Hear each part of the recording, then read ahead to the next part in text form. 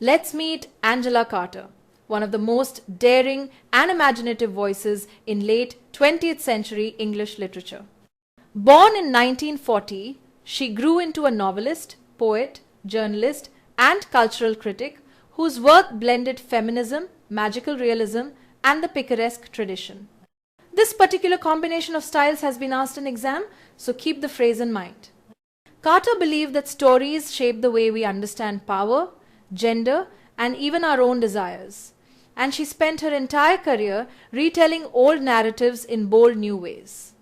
Carter's fiction ranges from early novels like Shadow Dance, The Magic Toy Shop, Several Perceptions, and The Infernal Desire Machines of Dr. Hoffman, to later masterpieces such as The Passion of New Eve and Wise Children. Her best-known collection, The Bloody Chamber, published in 1979, reimagines fairy tales with a sharp feminist vision. She also wrote the study The Sadian Woman and created the screenplay for The Company of Wolves, which grew out of a story from The Bloody Chamber. All of this shows how deeply she explored myth, storytelling, and gender politics. Among all her works, the novel Nights at the Circus, published in 1984, remains a landmark achievement. Its publication year and its award, the James Tithe Black Memorial Prize, have both been asked in exam. At the center of the novel stands Sophie Fevers, a charismatic Cockney performer who claims she is a virgin and that she literally hatched from an egg. She also possesses full wings, turning her into a legendary aerialist whose very existence challenges ideas of femininity and spectacle. A journalist named Jack Walser decides to discover whether Fevers is real or a clever illusion, and his involvement with her has been mentioned in exam. He follows her into Colonel Kearney's circus, stepping into a world where the ordinary and the magical blend effortlessly. Critics often describe the novel as a mixture of postmodernism, magical realism, and post-feminism, and these three strands give the story both energy and depth. Carter constantly plays with the structure of fairy tales and long literary traditions, asking readers to question what a myth truly is. The novel unfolds in three sections: London, Petersburg, and Siberia, and this division has appeared in exam. In the London section, Walser interviews Fevers, who tells him that her wings began growing around puberty. After the death of Ma Nelson, her guardian, the brothel where she lived burns down, and Fevers later joins a freak show before finding safety in the circus. Her charisma and strangeness quickly turn her into the star attraction. In the Petersburg section, Walser joins the circus as a clown. He saves Mignon from a tigress attack and soon befriends her. Fevers introduces Mignon to Princess Abyssinia, a connection that highlights Carter's interest in unlikely companionships. Tensions rise when the clown Buffo loses control and attacks Walser, while Fevers herself escapes the unwanted advances of the Grand Duke. Each event pushes the story further into a space where fantasy and danger coexist. The Siberia section brings the most dramatic turns. The circus train is attacked by outlaws, scattering performers across the frozen landscape. Walser is rescued by a group of escaped murderesses, a moment that blurs the line between peril and communal survival. In her grief and uncertainty, Fevers briefly declares that her legend is a lie, hinting at the fragile boundary between story and identity. A blizzard sweeps across the land, separating clowns and convicts alike, until Fevers finally reunites with Walser at dawn.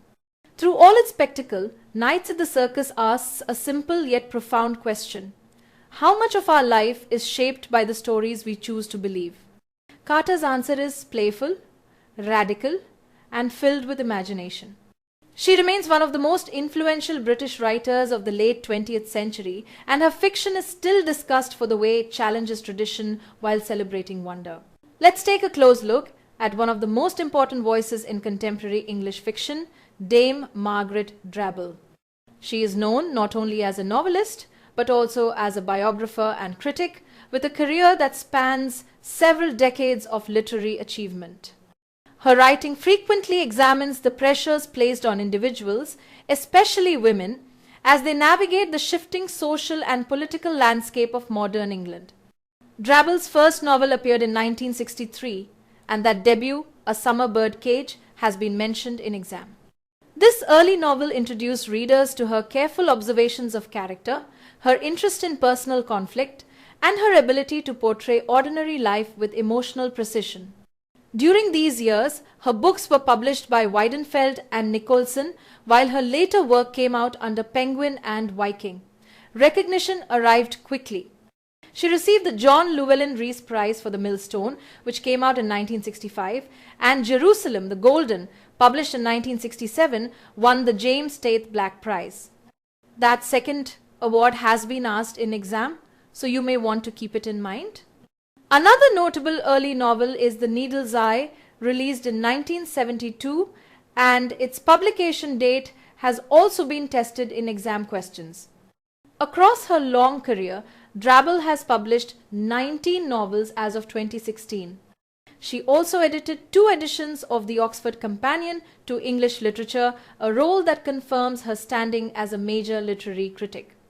Beyond fiction, she has written screenplays, plays, biographies, and even travel writing, such as A Writer's Britain.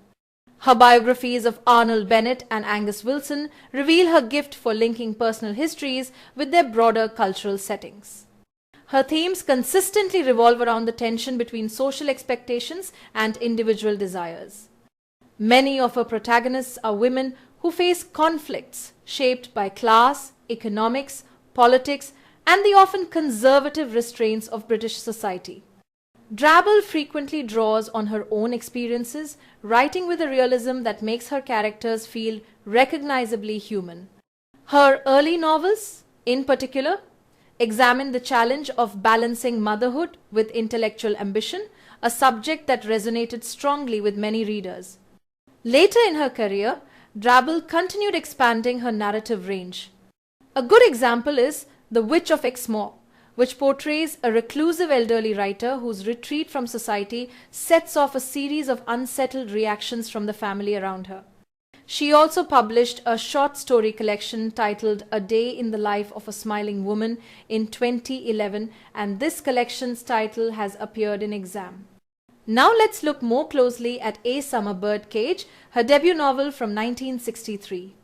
This story centers on 2 sisters, Sarah and Louise, and the dynamics between them, and that focus on the 2 sisters has been asked in exam. Sarah returns from Paris for Louise's wedding, bringing with her a sense of uncertainty about her future. She is an Oxford graduate who feels directionless after finishing her degree. Louise, meanwhile, is entering married life, but soon reveals a complicated emotional world of her own. The novel explores their contrasting personalities rather than relying on dramatic plot events. Tension rises when Sarah discovers that Louise is having an affair with John Connell, an actor, even though she is newly married. Sarah is also drawn to Francis, a historian teaching at Harvard, and her interactions with him highlight her ongoing search for purpose. Sarah's critical view of Halifax, whom she finds arrogant, adds to the emotional friction. Eventually, these trains lead Sarah to confront not only her sister's choices, but also her own uncertainty about identity and adulthood. Drabble's strength lies in portraying these small but significant moments of realization. By the end of the novel, the reader gains a full picture of 2 young women negotiating love, independence, and the expectations of those around them. It is this mix of intimate detail and social awareness that helped establish Drabble as a major contemporary writer.